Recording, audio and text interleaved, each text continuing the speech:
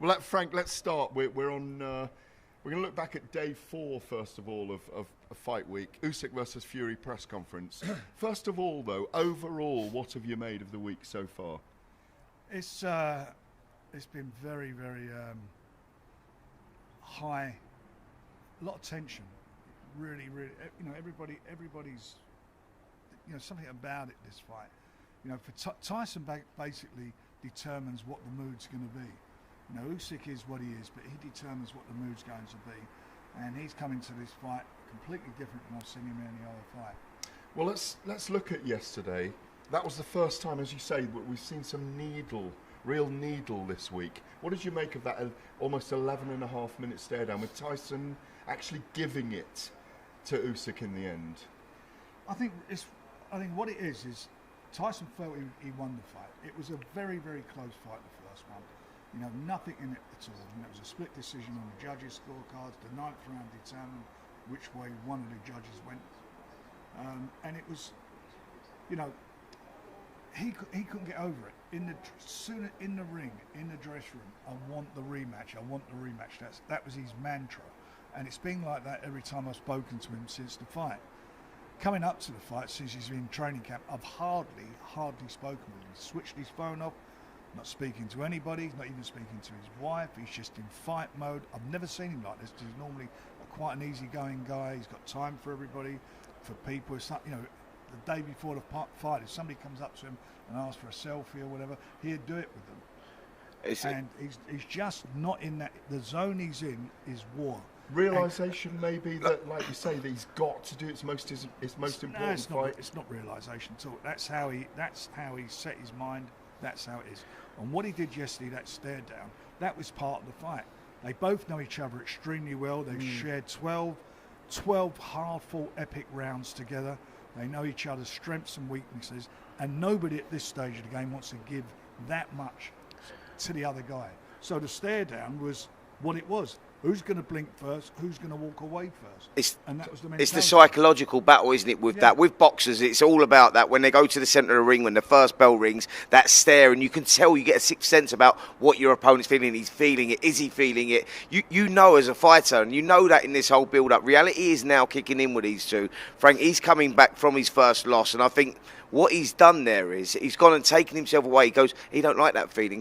Tyson Fury doesn't lose. He's never experienced it. So he's locked himself away, sort of Rocky style in many ways. So, so he can get no distractions, stripped it back down. And that's what a fighter does when he's so desperate to win. It's the first thing in the morning, last thing at night, in the brain. And he doesn't want to experience that again. As a fighter then, Spencer, who do you think came out on top yesterday? Well, I think that none of them broke. And I think none of them broke. They were there, and that's why it was an 11-minute stare down. You never heard of that before, because the fighters know, as soon as I look away or there's a little twink in my eye, the other one psychologically he's got me, and he goes, or he think he's got me. But that's the mind games of a fight. You got to remember, a fight of this magnitude, guys, you're looking for the smallest piece to hang on to, because both guys know they're going into round 13, and what a war it was. And you say, well, hang on to it. It's like, if you got that, if you just nick that little bit of initiative, you get that thing on the night, or yesterday at the stare down, you get that, and then suddenly it's like, I've done him, man. That's it. Your mental. I remember. It's not so much what it made, because someone might just say, "Oh, screw this," and walk away. I mean that, but if he in his mind thinks, which I've read in guys thinks, I've sort of outlasted him.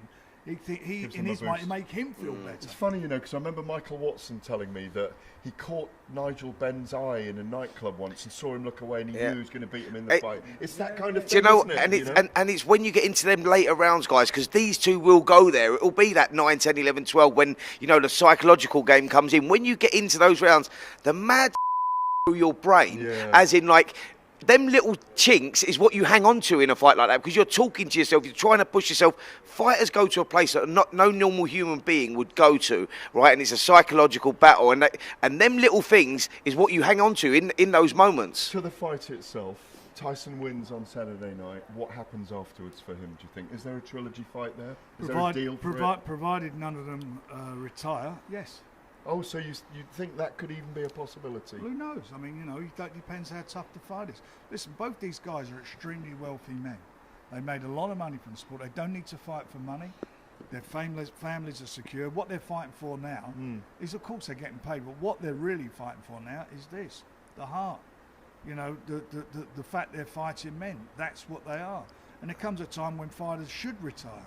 Why? You know, with that money you've earned, you know what bank it's in, and you're not doing damage to yourself carrying on. Who knows what's going to happen? You know, in his last few fights, Tyson, he's been on the floor a few times. And that 9th round was a tough 9th round.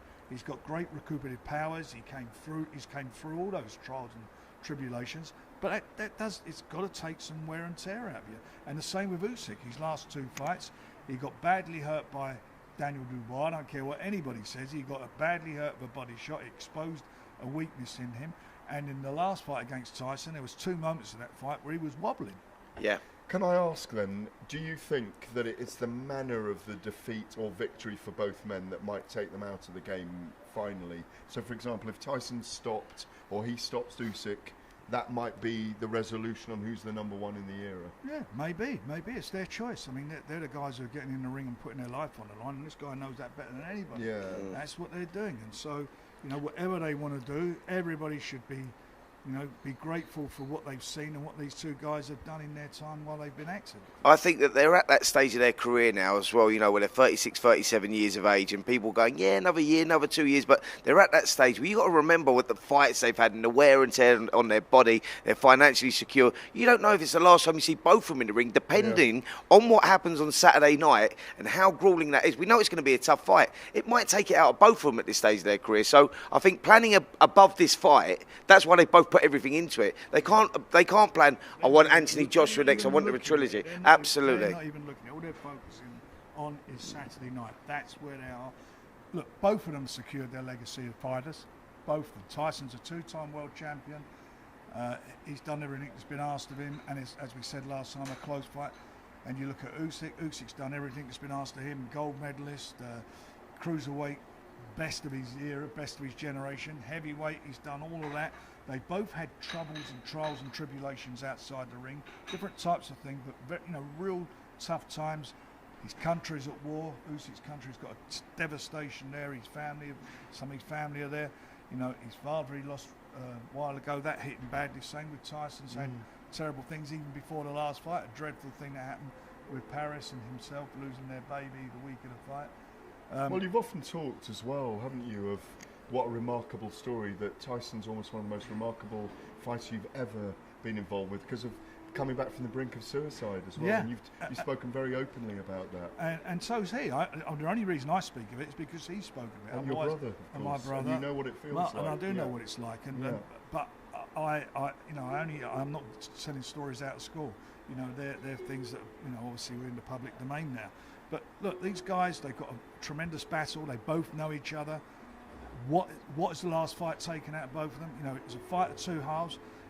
And Tyson in the 9th round was in a lot of trouble.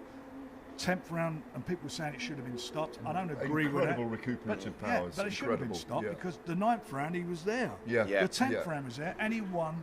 Sorry, the 10th round and the 11th round, and he won the 12th round. The point I was going to make is at the end of that fight, I went to both their dressing rooms and in the ring. It took more out of it. Usyk was more the time fighter than Tyson was. Yeah, I think at this stage of their careers, like, you know, that wear and tear and going into those fights, that's the intrigue of this contest. Is you don't know now what is taking out of both of these going into the rematch because they're at that stage where you go, it's going to take a lot more out of one than the other. Incredible. Let me just ask you both finally. Do we, Frank, need to see Fury against Joshua, though? And I know it goes against things we've been saying just now, but the outcry, eventually, if neither man steps in the ring together, will be huge down the length of time, that it will be a fight that we've all wanted to see. I know it doesn't always marry up, but would you like to see that fight? It's a big commercial fight, it's a big money fight, it's a British bragging rights fight as well. Well, the bragging rights with Tyson, you know, let's be realistic here. You know, AJ's got no bragging rights at the moment. He got beaten and sadly beaten in his last fight. I mean, he was, for me, if I was AJ, again, a very wealthy guy. He's had a tremendous career as amateur and pro, done himself proud and the country proud. He's very wealthy. What does he need to fight for? What's he? You know, when he comes back now, there's vulnerabilities there, and as you get older in the fight game, as a fighter, those vulnerabilities are exploited more often. And he doesn't, for me, who needs it? If that fight happens between Tyson and AJ, sure, speaking for Tyson, I would say yes all day long. Yeah. Because I fancy him to win the fight. That's why. But at the end of the day, if it, it's and AJ's not going to get a shot at him directly for the title. He's coming off of a loss. He's going to have to go and win a fight before then. Quickly, Spence. Yeah, listen, I think, look, for modern eras, and that's what Turki Al-Sheikh is actually creating now, taking the politics away from the sport with the different promoters and different different TV stations, etc., etc. I think that, look, what we're getting now, we're all winning as boxing fans, and I would personally love to see AJ Fury to put that conversation to bed that we're all going to have in 10 years' time, 15 years' time, going, we'd love to have seen that fight, and everyone's going to have their opinion on who would have won it and whatnot. That is the beauty about what we're doing right now. We're creating history right now. Thank you both. Let's move on to Daniel Dubois. Now, he joined us on talkSPORT yesterday and said that he wants the winner of Saturday night. And if it's Tyson Fury, do you, can you, would you, will you possibly put those two together? Look, first of all, I wouldn't want that fight for either of them, because obviously I'm with them and I'm quite close with both of them, and that's something I would find very difficult. Having said that, we're in the business of boxing. It's not like we haven't done it before or seen it happen with fighters that we work with fighting each other. Because at the end of the day, this is called professional boxing. They box for money, they box for glory, and if they want that fight will happen. Of course, Daniel wants to fight who's ever champion, who's ever holding those 3 belts. He wants to unify the titles. He feels it's his time, and he's shown it in his last, including the Usyk fight, for the positives and also the negatives in that fight. He's proven what he's all about by coming through, certainly in his last 3 fights, in magnificent fashion, showing his power and showing a new mental stillness within him. He's developed as not just a fighter, but as a man. I see him in the gym with Don Charles on a regular basis. It really is. But what people forget is the kid's 27 years of age now. When he was boxing Joe Joyce and all that, he was a baby. But he's also he wasn't mature. I don't mean it disrespectfully. Matured mentally. Now he is, and he's found himself, and he's got a voice. Because he never used to say nothing. It's very difficult for him to do an interview and get anything out of it. Now he says how it is. Was that turning point when you asked his dad Stan to go and scream at him in the 7th round against you, before the 7th round against Jarrell Miller out here? That felt like a turning point? That was a turning point in that fight for me. But what the turning point was after the fight with Usyk. Yes. Because the referee, those 4 minutes that the referee gave Usyk was outrageous. Anyone in the game knows that. And Usyk actually at one stage wanted to fight, and he made him take more time. And he felt in his mind, Daniel, and he shouldn't be like that, by the way. He felt in his mind he was fighting the ref and Usyk and everybody else. I mean, the other guys, although we're not in Ukraine, we're in Poland, but there's a massive Ukrainian population and whatever it is there. That he felt very he felt, I don't say intimidated, but he didn't feel it was right. And I said to him afterwards, listen, you've got to grit your teeth, grow up. You've got a referee there and a referee there. That's what you've got to depend on. There was a moment in that fight where you should have capitalised on it and won, even if there was a break. Interestingly, Frank, I spoke to Don Charles about that, and he said that they both learned so much from that moment, because when he could have capitalised on that, he sort of like, he was up and he was ready to go, and because of that time scale, he brought himself back down again and let it go. He let absolutely. They said they both learned so much. He said, Don Charles said that moulded him as the fighter. Yeah, and we had a good talk afterwards, and I think that was the turning point. And the fight that Spencer refers, Babe Miller, and what happened is about the third or fourth round, and what happened was that I looked at him looking outside the ring, and I noticed he wasn't listening in the corner, and I know his dad him like this. They're very close, and his dad was in the crowd. I think get his dad, brought him over, and I can't remember, it might have been one of Don's sons in the corner. I said, listen, George was in this corner. I said, get in there, and he was truly professional and did it, but he listened to his dad, and so we're, as the team, we're telling the dad what to say, and that's what happened. You've got good headaches. It's a bit like problems, as we know, go back in the years Arsene Wenger used to have with that brilliant side he had back in the late 90s and early 2000s. that you've got so many heavyweights that some of your guys might need to fight each other. Barry McGuigan was in the studio yesterday at talkSPORT saying that Daniel Dubois is definitely the hardest hitter in the division right now, and that he could dominate for years to come. That's not what he said before the fight with AJ. He said something totally different.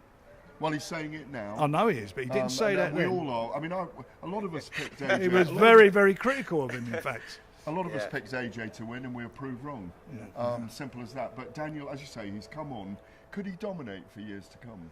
He could. I mean, he's strong. He's got, as I say, got a good mental action. He's actually got a good chin. It's not like he's been knocked out. Or He's got an amazing chin. You know, he took some good shots against UrGES. He must have took about 20 right hands in those first couple of rounds. He has developed, but you've got another young heavyweight coming through as well. We're going to go to that in a minute. But out of the top 15, I think 12 of the heavyweights are with us. And outside of Usyk, a lot of Brits, and you talk about we've got a match against each other. Well, Joseph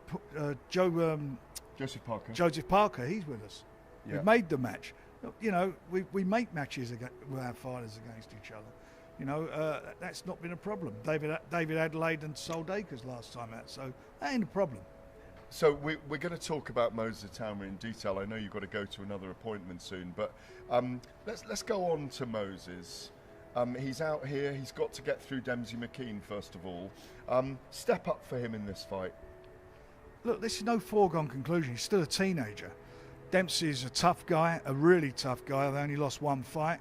He comes from a tough background. He's early days, I think he was MMA fighter. Yeah, he's a tough guy. And his last fight was a final eliminator for the world title, for the IBF title. Filip Hrgović. Filip Hrgović. He went to the 12th round with him, and you see what Hrgović was like in those first few rounds with Daniel. And at that time, nobody wanted to fight him. He was a mandatory challenger for 2 years, and somehow everybody avoided having that defence. So this is going to be a real tough test. Is he going to old man him? What's going to happen if we go into the latter rounds? All those questions there to be answered. I believe in Moses. I don't believe that. I don't believe in Russian fighters, but I feel that he has the capabilities to win this fight, or we wouldn't have made it. But I'll tell you something. You know, this could be a big banana skin.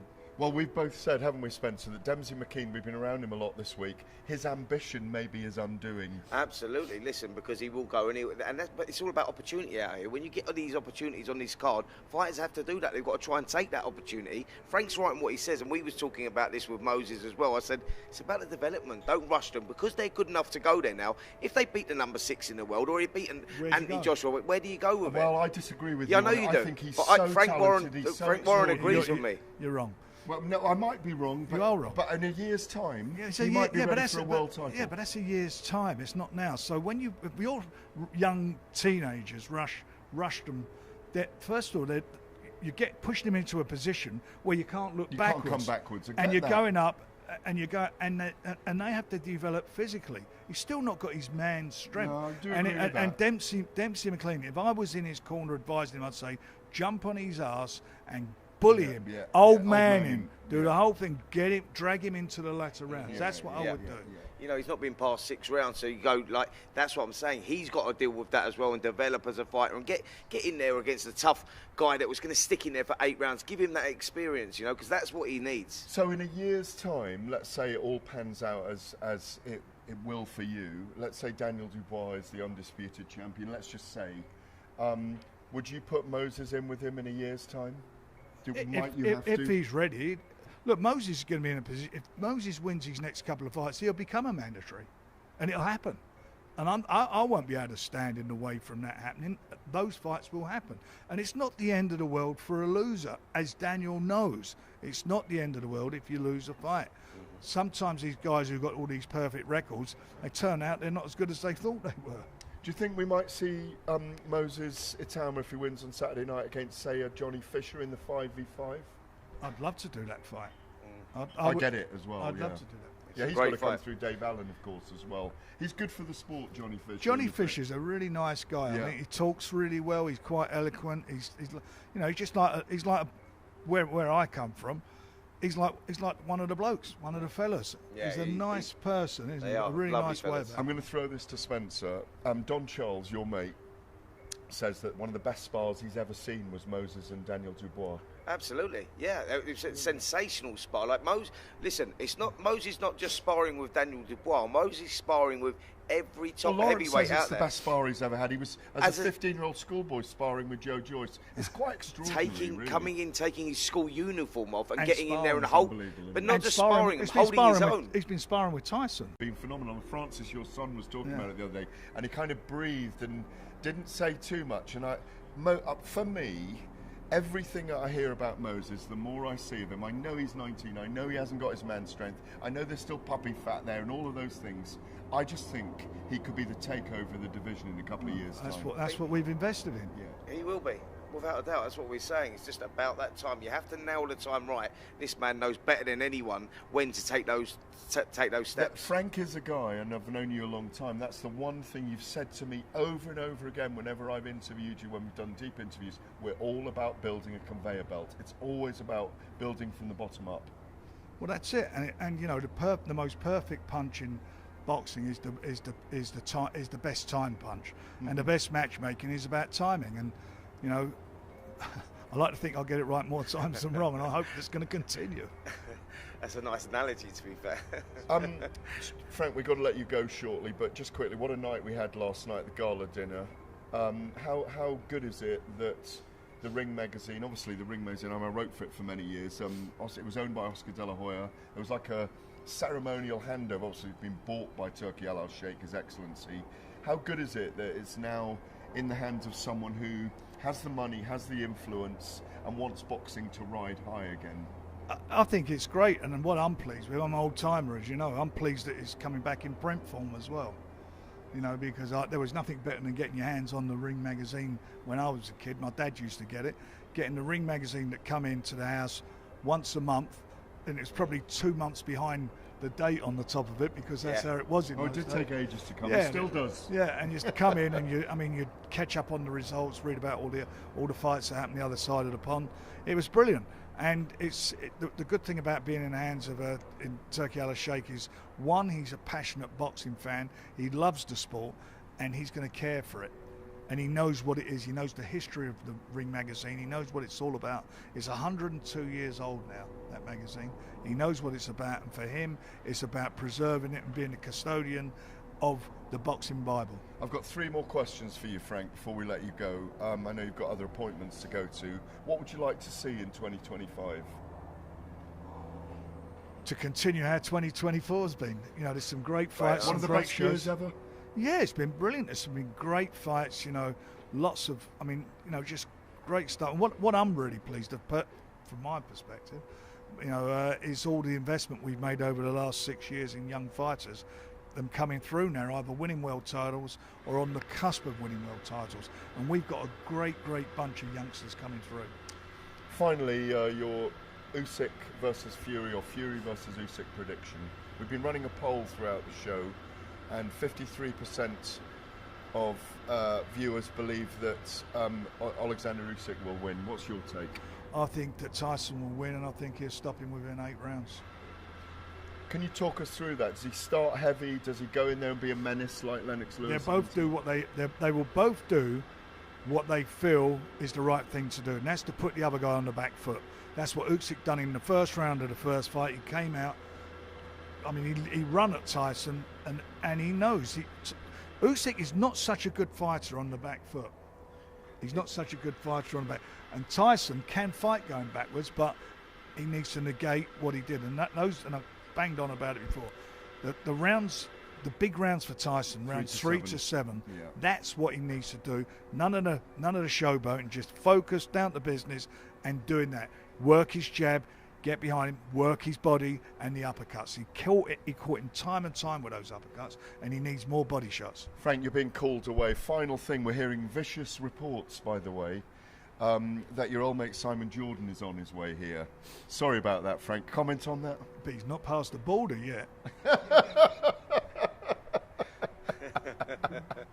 It'll change him if he comes out here, though, because once you come out here, Carl Froch is out here, he's changed, and he was at the Ring magazine. Oh, he's dinner changed. last night. What does he still Are think you- the Earth's flat? Mate, are you? Not sure about Is that. the- Gareth, is are the you- Earth flat? Are you trying to put him in a bad mood or something? You've mentioned Cole Front, I'm all right. Simon Jordan. Nothing puts Frank in a bad I'm mood. all right, No, I'm all right absolutely. with I'm He all right is. with Simon, but Flat Earth Society, come on.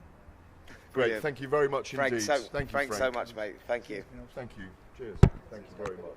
On AM, on DAB, via the talkSPORT app and on your smart speaker. talkSPORT.